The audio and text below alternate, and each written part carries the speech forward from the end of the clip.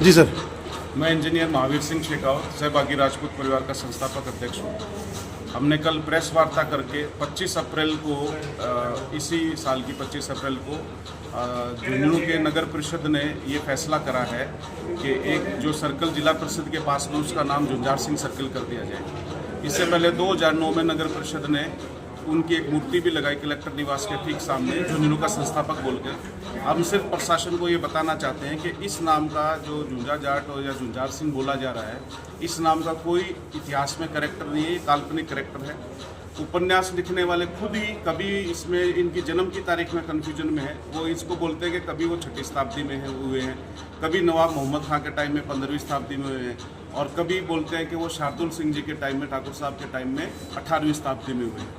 तो जब ये जन्म ही तय नहीं कर पा रहे तो हम तो इनको खुला निमंत्रण दे रहे हैं कि पहले आप जन्म तय कर लो कि झुंझा जाट का जन्म कब हुआ है, उसके बाद आप कोई ऐतिहासिक प्रमाण है तो हमारे सामने लेके आओ। तो हम स्वीकार करने को तैयार हैं।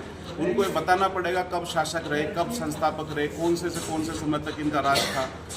क्योंकि ये काल्पनिक कैरेक्टर है तो ये किसी टाइम में आप शासक और संस्थापक को छोड़ो, ये किसी सिपाही के पद पे भी किसी सेना में नहीं रहे हैं, तो वो कैसे झुंझुनू के संस्थापक हो सकते हैं। इसलिए हमने झुंझुनू के नगर परिषद के आयुक्त दिलीप पुनिया जी को भी अवगत करा दिया है, कलेक्टर साहब को भी अवगत करा दिया ज्ञापन देके, और एडीएम साहब को भी आज हमने ज्ञापन देके अवगत करा दिया। क्या मांग है आपकी, क्या चाहते हैं आप?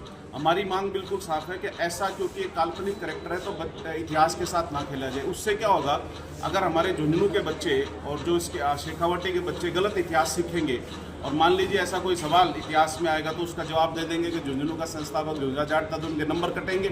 हम ये आरपीएससी के जाके भी अवगत करा रहे हैं अजमेर में जाके कि ऐसा इतिहास के साथ अगर खिलवाड़ हुआ है कभी तो उसको भी ठीक कर दिया जाए।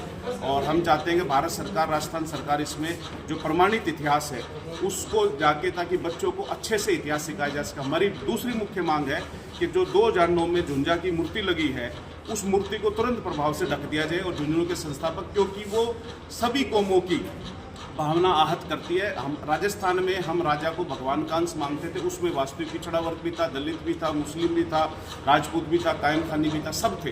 तो हम जनता की भावना के साथ में खिलवाड़ ना हो। अतिक्रमणवादी सोच ने हमारी भावना के साथ में खिलवाड़ करा है और इस मूर्ति को तुरंत प्रभाव से ढका जाए।